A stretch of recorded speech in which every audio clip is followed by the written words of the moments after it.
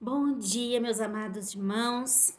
Mais uma vez nós estamos aqui para estudar a palavra de Deus. E falar em estudar a palavra de Deus, eu agradeço a Deus por esses devocionais, porque antes de levar a palavra para vocês, Deus tem tratado muito comigo, Deus tem falado muito ao meu coração.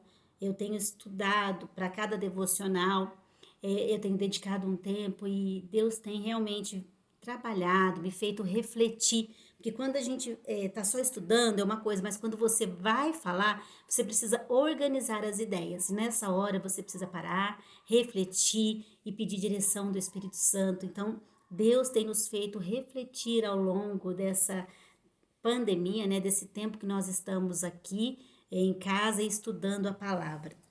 E uma coisa que Deus tem nos levado muito a refletir, eu e o Sirdinei aqui em casa, e desde o comecinho desse vírus, desde o começo da pandemia, nós temos pensado muito e a gente vai por um caminho, depois a gente vai para o outro, porque você escuta N ensinamentos, né? A gente escuta pregações que tem um modo de ver, depois você escuta outra pregação, tem outro modo de ver.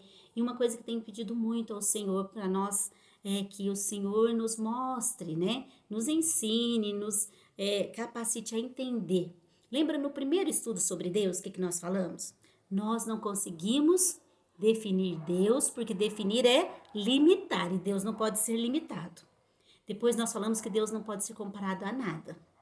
Depois nós falamos que Deus é soberano a tudo. Então, tudo que nós estamos falando, nós estamos passando partindo desses ensinamentos, que Deus é soberano, Ele está acima de tudo e de todos, que Deus é incomparável e que Deus ele não pode ser limitado, mas Ele pode ser percebido.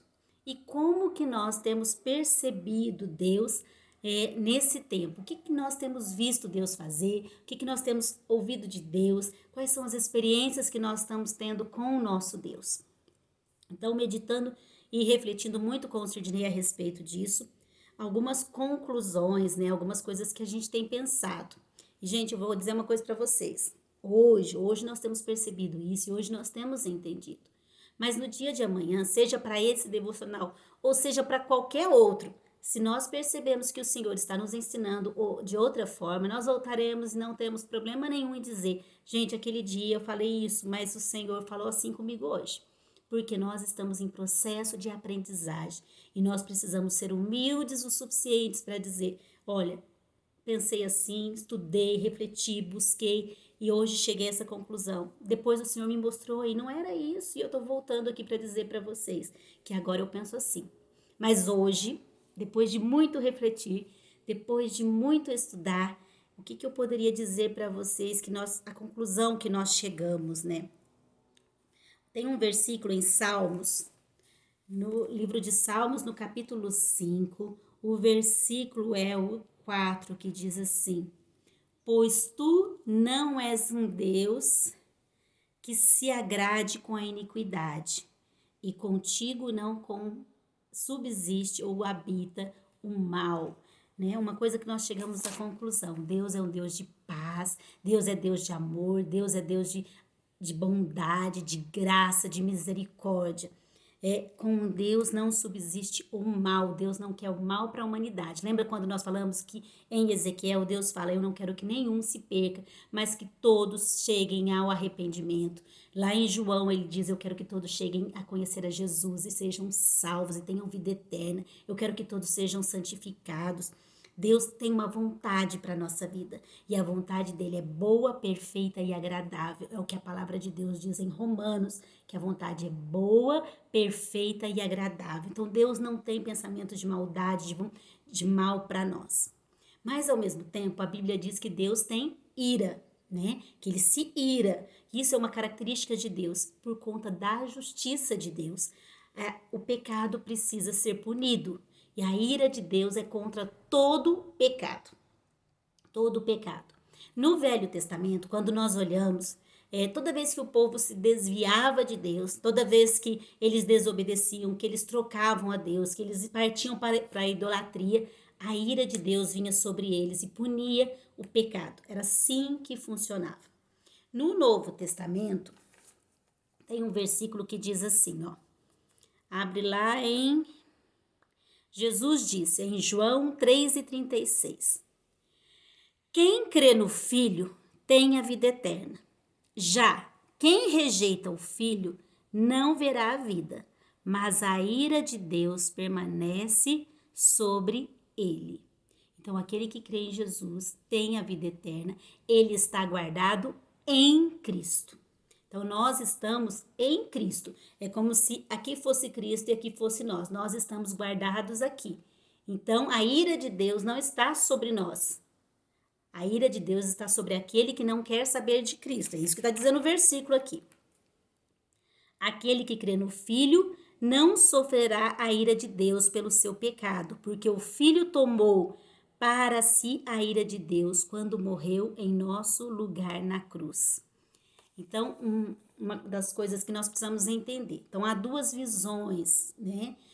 Sobre como Deus está agindo agora, como que nós estamos percebendo Deus, o que Deus está fazendo nesse tempo da pandemia, onde está Deus nessa pandemia? Então, essa é uma linha de pensamento.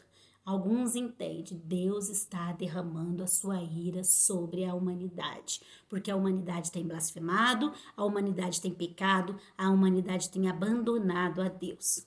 Essa é a visão de uma grande maioria, tá? Que a ira de Deus está sendo derramada. O coronavírus é uma demonstração da ira de Deus sobre as pessoas, porque Deus está com raiva, Deus está irado. Né? E alguns usam até alguns acontecimentos aí para dizer isso.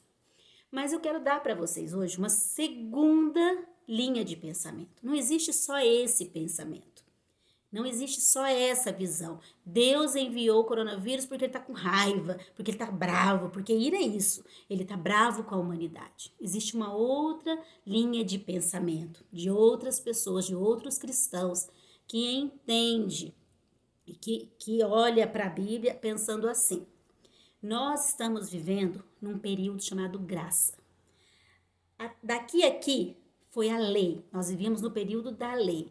Então era olho por olho, dente por dente, pecava, tinha a condenação do pecado, era a ira de Deus vinha e castigava.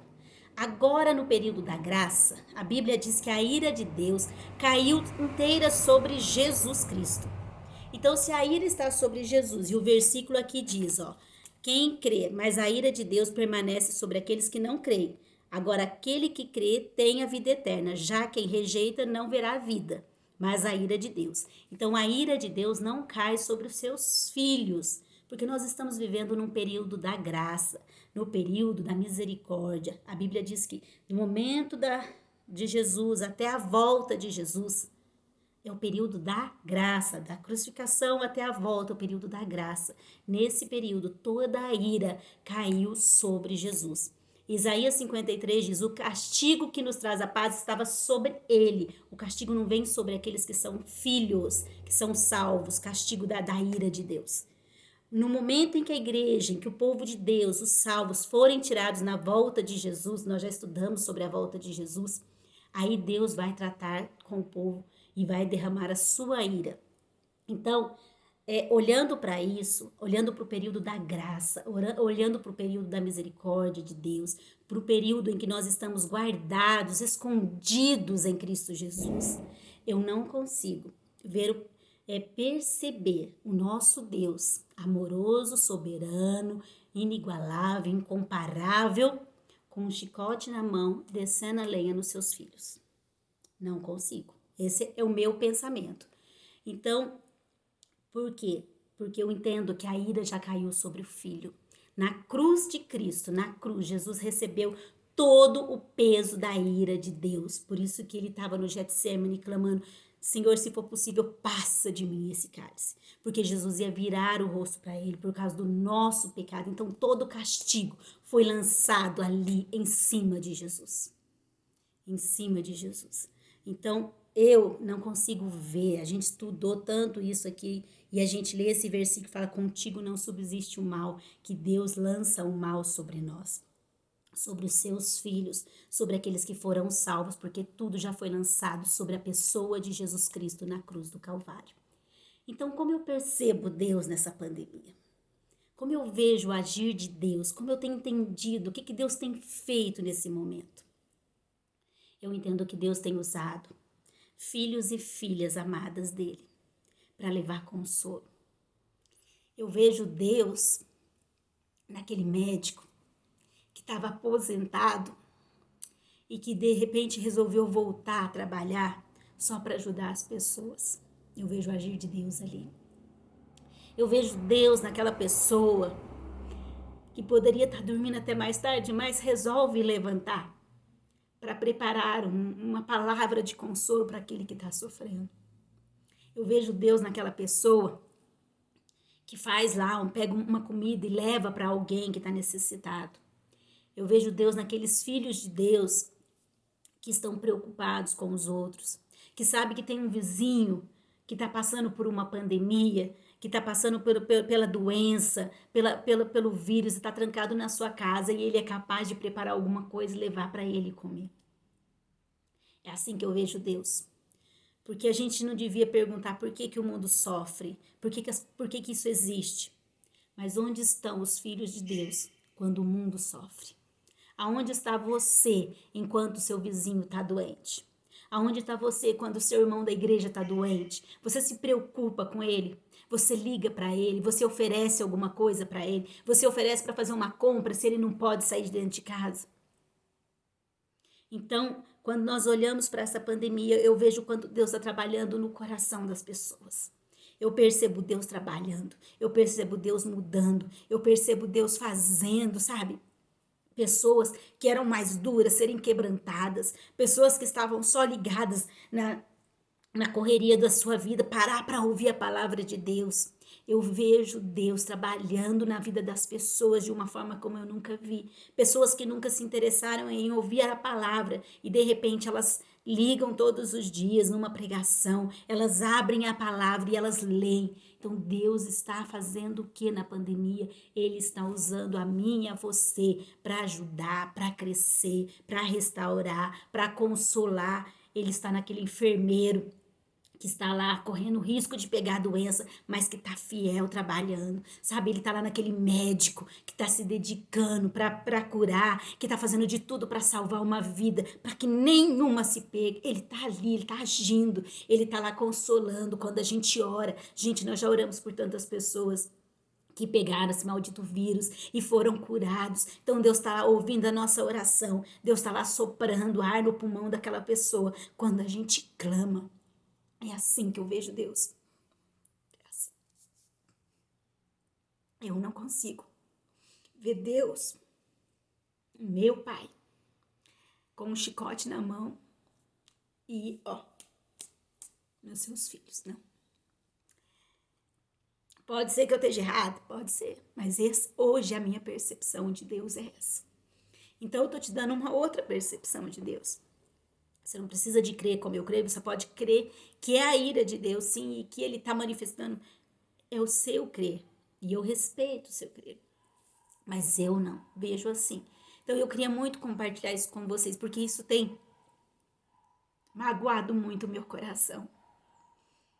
A forma como nós olhamos para um Deus que é totalmente amor, totalmente graça, um Deus que não subsiste o mal com ele, e colocamos tudo nas costas de Deus e falamos, é Deus.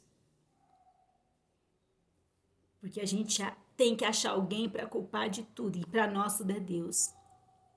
Então, eu vou dizer para você, o vírus é mais uma consequência da nossa natureza caída, mais uma consequência do pecado, do que nós temos feito com a natureza e com as coisas, e com o poder que nós queremos ter, muito mais consequência dessas coisas. E eu não acredito, com base estudando a palavra e olhando, porque às vezes você pega um versículo aqui, outro ali, você vai ter base para as duas visões. Mas um amontoado de versículos não faz uma teoria, mesmo como um amontoado de tijolo não faz uma casa. Aprendi isso com um pregador. E